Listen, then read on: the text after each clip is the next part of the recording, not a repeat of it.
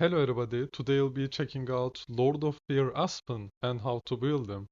So let's start with the gear as always. First of all we have the voluntary split gear. This is for maximizing attack. You can use this in places where you just want to do a lot of damage, don't need speed, and that is basically broken spaces. And in some cases Seal Land, where if you don't need the boots to outspeed enemies, you can use this to get some more attack. And then for the rest of the modes, Void Vortex, Realms Gate, Void Campaign, PvP, Purgatory, and Tower of Dream. Where you actually need speed, you'll be using full resonance gear. Next up, we have the stone. Now there is two stones very good for Aspen. One of them being crit damage stone, because he does a lot of damage if he is your main house owner. Otherwise, you might just want to use speed attack, because he won't be doing that much damage. So you just want him to be fast with Scepter or AMB, whatever you want. And that is basically the speed attack stone. So for the crit stone, you can use it in Seal Land. Again, like if you're outspeeding the enemies, you want, like, you can use crit stone, of course. If you are not outspeeding them, this is after Seal Land 25, of course, you can use speed attack. And before 25, I think you'll be good on speed still without the speed stone. But again, like if you need it, of course you can use it. So for the crit stone, you will use it in Seal and Broken Spaces Star Expedition. Speed attack stone you can use in anywhere you want speed. Void Vortex, Realms Gate, Void Campaign, PvP, Purgatory, Tower of Dream, and again Seal Land. Next up we have the artifacts for him. So Antler's Cane is of course the highest damage output you can have, as long as the fight takes long, so 15 rounds in these cases, where it is Broken Spaces, Star Expedition, and Seal Land. Of course, in Star Expedition, most people won't be using Aspen as main damage dealer, right? But still, you can just use Antlers on him if that is the case. Otherwise, don't even put him in the team, for the boss fight, of course. You would rather have the Vesa team or something, so go with that instead. And for Seal Land, you want to use Antler's Cane for the first, second, and third waves, where you will need damage to kill the enemies fast. I mean, before 15 rounds actually end. And for the boss, you will be using Melodic Strings, which is the next artifact. So Melodic Strings is way better damage output for the earlier rounds, of course. Where the fights don't last more than 5 rounds, it is a perfect item. So Star Expedition, again the boss, if you cannot survive long enough to do a lot of actives with Antler's Cane, you can just use Melodic Strings, get like a few actives off at the beginning, do as much as damage you can as soon as possible, and you'll just die after that. But you can do some good damage still in the first few rounds. And then we have Realms Gate. In Realms Gate, one-shotting an enemy with Aspen and then fearing the rest is pretty good.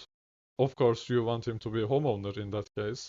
So if you have him homeowner, you can try to use Melodic Strings to one-shot the enemy.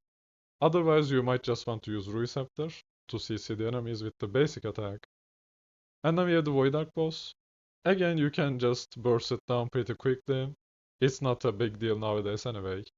Purgatory, in some waves, you might need to, like, you don't need to, but Melodic Strings can be way better than AMB, Receptor, or anything really.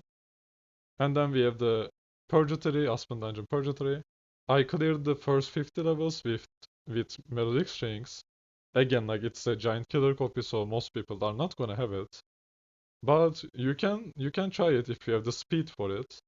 Otherwise, again, like Rui is a good alternative. Always, Rui always works on Aspen. Then we have the Tower of Dream, of course. Melodic Strings can work. Seal Land. For the boss levels, you can use this to one-shot the boss round 1. Next up, we have the Scepter. Now, Scepter, of course, anywhere you want to CC enemies and you want to be fast, just use it. So Void Vortex, Realms Gate, Void Campaign, PvP, Purgatory, and Tower of Dream. Scepter is probably the best artifact for Aspen. That's why you want to build it whenever you are getting the Aspen as Transcendence.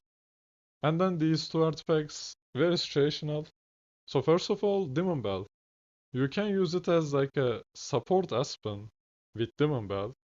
Not really recommended, but you can use it. So up to you. If you are missing a hero to use Demon Bell on, put it on him and you are good to go basically.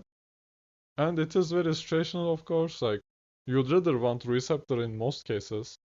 And in PvE fights, you'll be needing Underscale or Melodic Strings. So very situational, but it can still work on Aspen. It's fine. And then we have the AMB. AMB is useful in some cases like Void Campaign. In some levels you'll be using Receptor Jahra, and then you might not have another Rui for Aspen, right?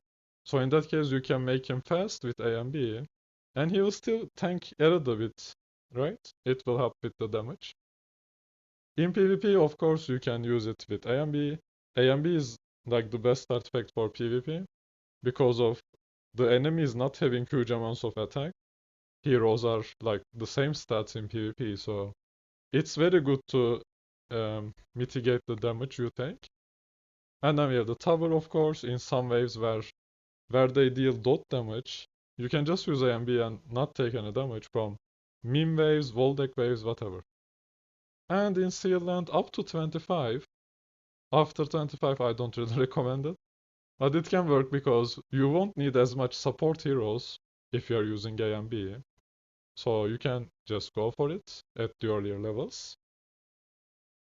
Then we have the enables.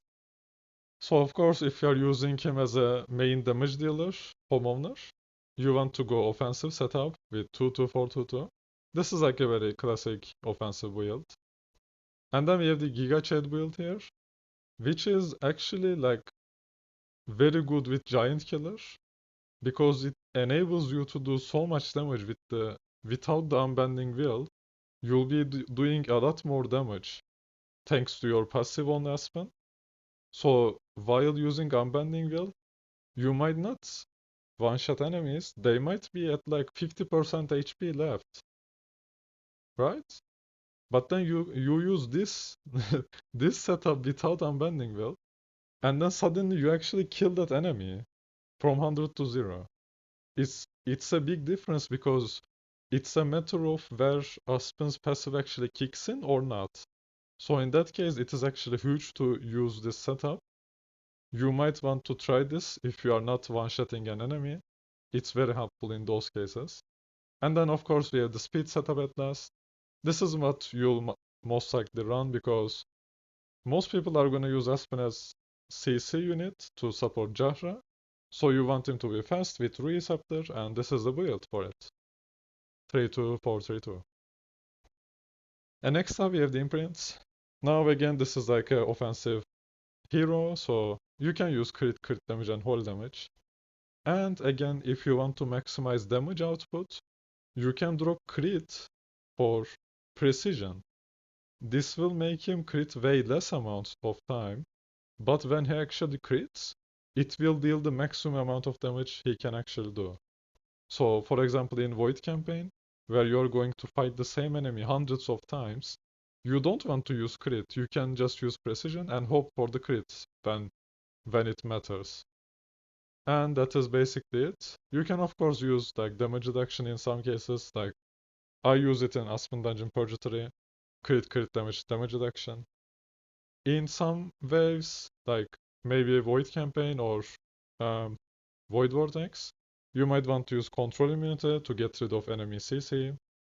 And yeah, that is like pretty standard imprints all around. Then we have the Tree of Origin. Now Aspen's active skill and basic skill are both very good upgrades. So that is why I recommend those two. And then the last passive, fourth one here, is a very good upgrade, of course. So the others are like Active's continuation is pretty good, but then the rest doesn't really affect you that much. Like it is very few stats it adds, both to the skills and to Aspen. So not really much to do here. Here is my recommended path for this. So in this case, you want to unlock the active skill. After that, you can unlock the basic skill. Upgrading the basic is pretty good in Aspen, like unlike most heroes, because his basic attack is actually insane, right? Attacks the backline and CCs them, drops their control immunity. Very good stuff. It upgrades those as well, so very good stuff in the basic. And then you can go ahead and fully complete the active, it is pretty good. After that, you want to unlock the last passive, and then you can get the which one is that? The second one, yeah. So the 8 number here is a very good upgrade for the last passive. And after that, it is just whatever really. You don't even want to get 9 even, probably. Yeah, you can go up to 8 here, and then I wouldn't do the rest to be honest. But if you still want to keep going to maximize him, you can keep going like this, I guess. And I think that is all I have for Aspen. If I missed anything, let me know in the comments. Thank you for watching, and I'll see you in the next one. Bye bye.